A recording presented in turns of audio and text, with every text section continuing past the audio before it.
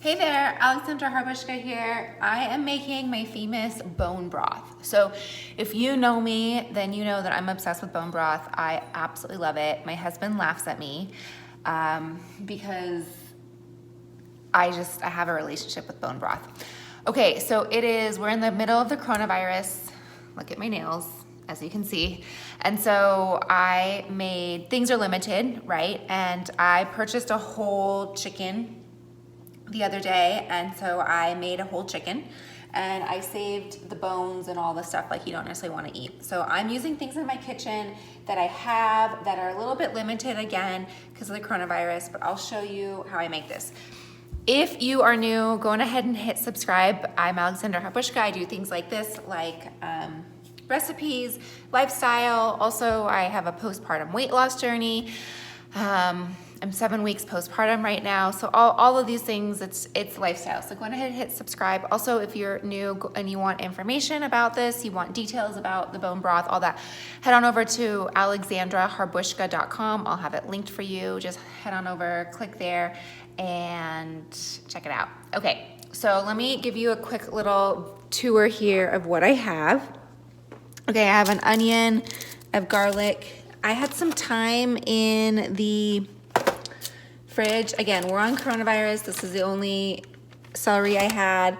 This is really good. I will talk about this in a second. This is the gelatin, basically. This is the broth from when I made my whole chicken. This is a leftover onion. You'll see this is my secret ingredient, cloves. I got bay leaves. Here's all the stuff that, is gonna make the broth. Salt, pepper.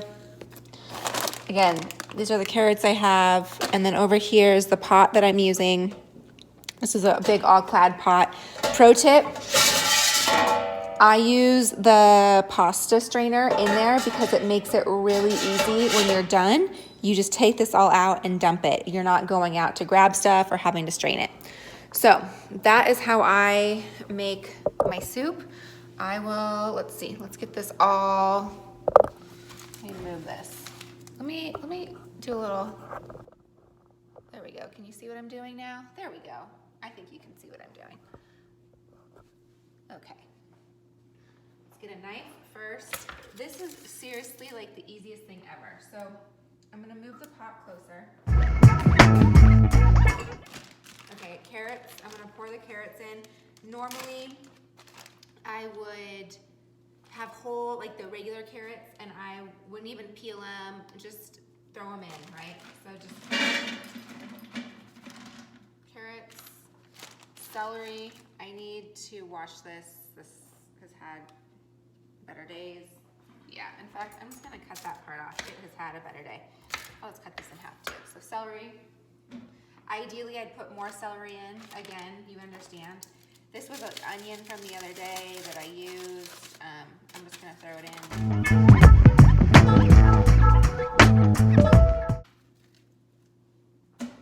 The nice thing about making soup broth is it's not a lot of, not a lot of chopping, not a lot of prep. It's just throwing everything in. You don't have to do too much to it.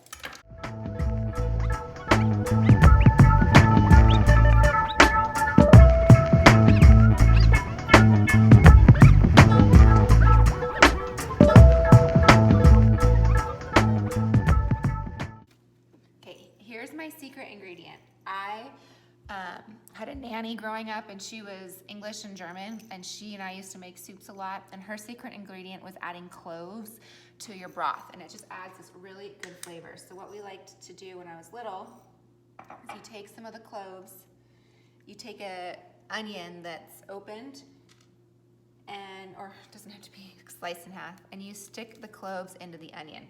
Now, it was a fun thing to do as a kid, of course, because I learned how to cook, and clearly I'm talking about it now. I still remembered it. But the reason why you do this is so that you don't lose all these little cloves in your soup, and then you got cloves in your soup. So that's why you do it. And just stick them in.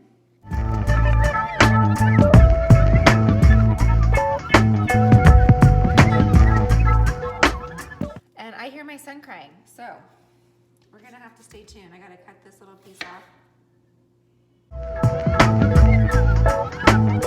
This in. This is gonna have to be continued. This is real mom life behind the scenes. Okay, I'll be back. All right, look who's up from his nap. Little baby Clinton.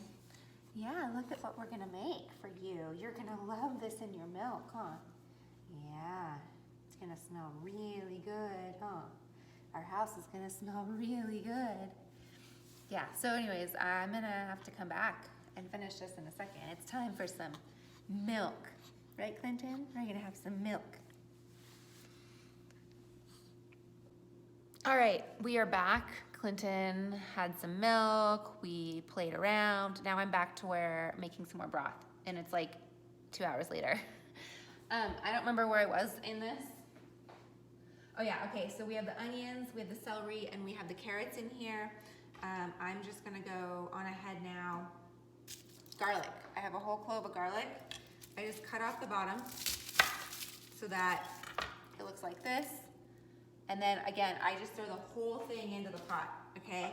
So that's really the nice thing about doing this is there's not a lot of like chopping or meal prepping that really requires a lot of time. Okay, again, I found this in the fridge time, so I'm just gonna throw it in. I normally don't do this, but again, ooh, I am not throwing that in. There's things living there. That's gonna be tossed out. Forget that. But if I had it, then it was good, then I'd throw it in. Okay, here's all the bones. Again, this was a crock pot chicken, and these are just all the bones that are left over. The skin is really good because there's a lot of good fat in there. The bones, the cartilage add a lot of collagen, which is good for your immune system, good for our Botox that we're not having right now because of the coronavirus. So all of that good nutrient stuff, this is all good stuff for us. Okay, so we want all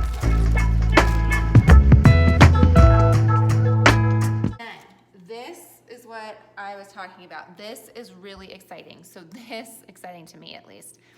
Okay, so when I made my chicken in the crock pot, all of this stuff, this is this good stuff that comes out of the bones. This is the collagen, this comes out of the cartilage that I was just talking about. This is pretty much gelatin, and this is stuff that we really, really want. This is the good stuff in the broth. There's good fat in here. At the bottom, you can see I had peas in my chicken, so there's pepper and salt and just all the yummy, yummy, yummy stuff. So I'll talk about all the yummy stuff in here in a second, but I just want to get this in.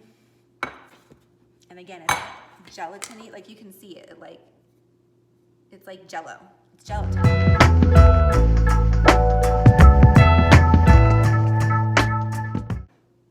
See that?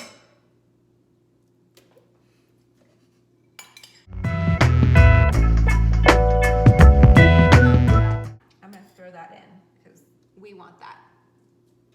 Good stuff right there. And that, my friends, I'm gonna throw 2 bay leaves in, which is basically, I'm just gonna do 1 because I am low on bay leaves, but I personally throw in as many as I can because I enjoy bay leaves.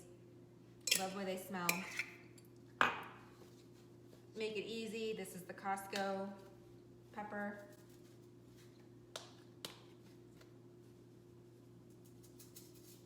Salt and pepper to taste.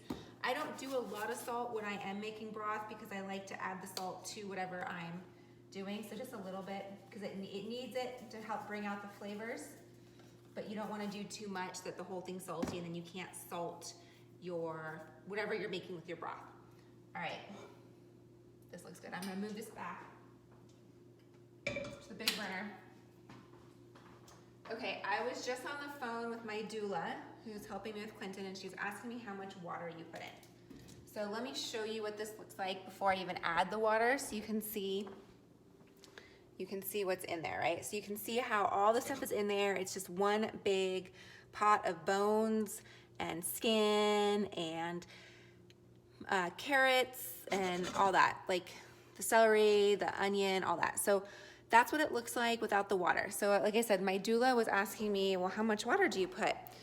And it's really up to you. So the more water you put, the more diluted it is, obviously. So if you want to make a lot of broth, then you'll put more water. If you want the broth to have more flavor, you'll put a little bit. So I don't know how much I'm gonna put in. I brought out 2 gallons of water. Our water here in Las Vegas just tastes awful. I can't stand the taste of it, so I'm not gonna cook with it because it's not good. It's from Lake Mead. It just doesn't, the whole thing doesn't taste good. So I use bottled water. Feel free to use whatever you want. You don't have to use bottled water, obviously, but I do just because our water here in Vegas tastes bad. If I was in San Diego, I would use tap water. So just.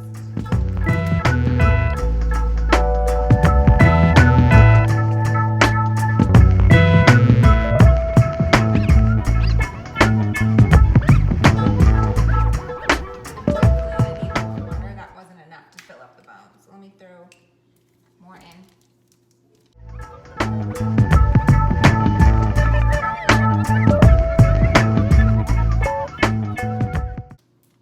So I did about 3/4 of a gallon, a little more than half, maybe not quite 3/4. So I did, let's just say 1 3/4 gallon. I don't know what 3/4 of a gallon is, but here you can see kind of the ratio. I don't really have a ratio to tell you, and you really can't mess it up. It's whatever you want to do and whatever you think is going to be good. In the past, I filled it up to the top, but right now, you know, I want a thicker, more juicier, more fragrant, you know, just more flavor with my broth. Another thing I would also add to this, but again, we're on coronavirus quarantine, so I don't have it, would be parsley. I don't have any of that, but that would also be a really great thing to add. Okay, so I'm just gonna turn this on. I'm gonna turn it to, here I have mine not at low, this would be simmer. I have it at low just to bring it to a boil. I'm gonna put the lid on it. And there you have it, that's it. Let that simmer for as long as you want. It could be all day, it could be 2 days, literally for as long as you want, it does not matter. And it does not matter what you're cooking. So right now I'm doing chicken. So you wanna keep kind of your bones similar. So you could do chicken, turkey, and duck all in this, and that would be a poultry that would, you know, or you could do just ham. So you could do like a ham, like a hock of ham, like a ham bone. If you wanted to do a split pea soup. I have a ham in the fridge, so I'll probably save that and do a ham broth. You could do, when I go out to dinner, when I order steaks and stuff, if it comes with a bone in, like a tomahawk or something like that, or if I order bone marrow, which I absolutely love because I love to eat the bone marrow out, I'll take the bones home and I'll just freeze them, and then when I'm ready to make a type of beef stew or I want a beef broth, like I want to make French onion soup or something like that that requires a beef broth, then I just save that. So that's it. I'm going to stop recording this, but I'm going to get back to you on the benefits of bone broth. I just need to clean up a little bit and I'll be right back. I want to show you, this is the finished, whoa, look at that. This is the finished bone broth. It cooked all day, and my husband is going to, because everyone needs a husband to help with their bone broth because it's his favorite thing ever. He's gonna toss out, hi Scarlett. He's gonna toss out all that extra stuff because I mean, we don't need it. And that was my pro tip, to use the pasta strainer because it just makes it really easy. And you just have to you just do that. And it's gonna go right in the trash. You want me to go in the trash? Whenever Do you're you want ready. to look at it? Yeah, we can look at it. Yeah. It's kind of gross. It's just all the leftovers. Yep, there we go. We're done. Okay. Thanks, my husband. How do you feel about broth? I love broth. Your broth is amazing. Okay, Lord. My husband is not as into broth as I am because he's like, we have tons of broth. Oh, I made a mess over here. Oh, it's okay. We have dog. So anyways, this is the broth after it's done, and look at that. That's gonna be so delicious. So I'm gonna freeze it. I'm also gonna put some in the fridge so I can drink it during the day, and that's just some excellent, excellent broth there. Okay, I'm wrapping up this bone broth. It's a new day. As you saw last night, Bill he tossed out the bones and the stuff that we boiled it in, and then we put it in the fridge. Today I'm gonna bag it, freeze it. I'm also gonna set some aside so I can drink it daily, because it's really good for me right now on my postpartum. Excuse me, I just had a lot of Pellegrino. It's really good for me right now with my postpartum journey because the bone broth is so rich in vitamins, minerals, nutrients, calcium, zinc, magnesium, cartilage, which makes the collagen, and all these things help repair my body. My body is pretty depleted after having baby, right? Because everything I ate, everything that I had went directly to Clinton. So it was there to, everything goes to him because he needs it. So it actually depletes my body. So drinking bone broth daily or every other day, or having soup with homemade bone broth is really beneficial right now during my postpartum. So I want to tell you about the nutrients, because I know I said I'd mention it. I'd get back to you on that. Remember I showed you the gelatin, and I was like, this is like the most exciting thing when it comes to making broth. This is why we make it. And it's because that is the cartilage. That cartilage is what, when you boil it down, is what makes the stuff that you. Why can't I think of the word? I'm having collagen. Brain fart, guys. Mom life. Brain fart here. It makes the collagen, and collagen is really important for repairing connective tissues. It's important for repairing joints. It can help with, and there's glucosamine in there. It also can help with reducing inflammation. So all of these really beneficial things that happen when you're pregnant during your postpartum. I know my hands got really, the last 2-3 weeks, I had a lot of inflammation in my hands. I still do. I still wake up with a little inflammation. After I had my baby, I had never experienced inflammation before, and like my joints, my legs, my ankles, my feet, my toes, especially my knees, my hips, really, really, really hurt. A lot of inflammation. So I'm just gonna read to you, I have this all written down here. I'm gonna read to you the important mineral content. I didn't wanna mess up, I didn't wanna forget it. So animal bones are really rich in a lot of good things. So you can, I think I mentioned this during the video, but you can do basically any type of bones. I would keep them in their like animal kingdom family. So for example, I wouldn't do, you know, a chicken with a pork. I wouldn't do a pork with a fish. I've actually never made fish broth, but hey, you could try it. You can definitely do it. The bones are still good. I keep them in the same families. It's okay if you go, like I'll do chicken and duck together, right? Because they're poultry, or I'll do turkey and chicken together because they're poultry. But I like to keep them in the same kind of family.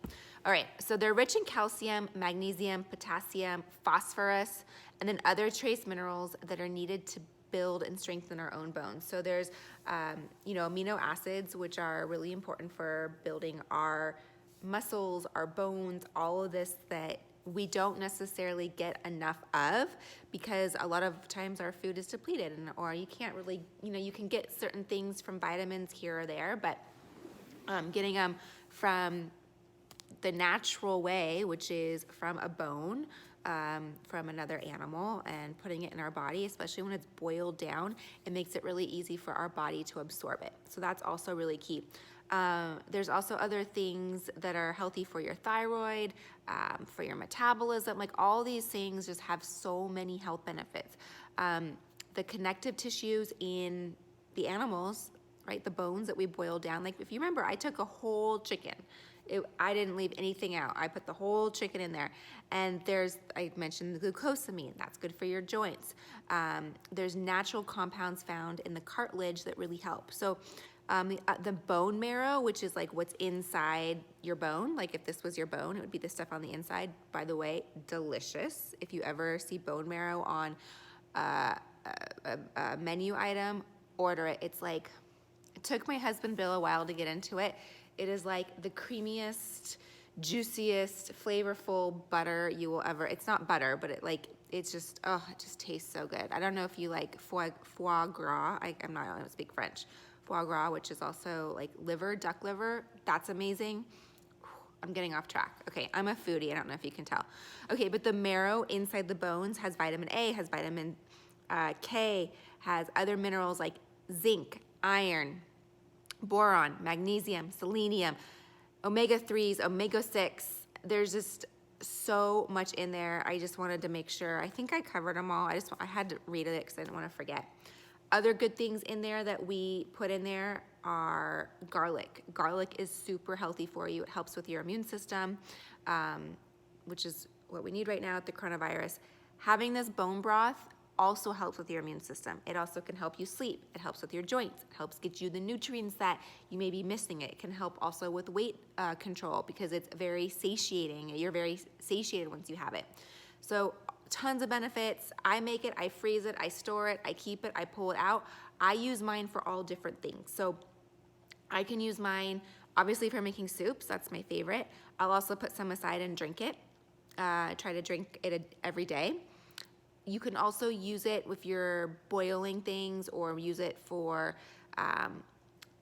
cooking. So if you need some broth, like I'll boil an artichoke in bone broth because why not? It's better for you, right? You're getting all that nutrients in your artichoke. I'll boil Brussels sprouts in bone broth. I'll boil any other vegetables in bone broth if I want to. I will use it for making other soups. Like I have a broccoli soup that I made I made it a while back. It's frozen. I can't eat it now because Clinton doesn't do well with broccoli.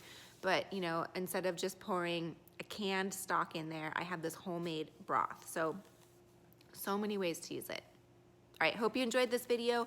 Let me know if you want more things like that. You want different tutorials. You want me to do more of these with different types of bones. I can get creative. So let me know if you want. Go ahead and hit subscribe. If there's more information on alexandraharbushka.com, and I'll see you in the next video. All right, bye.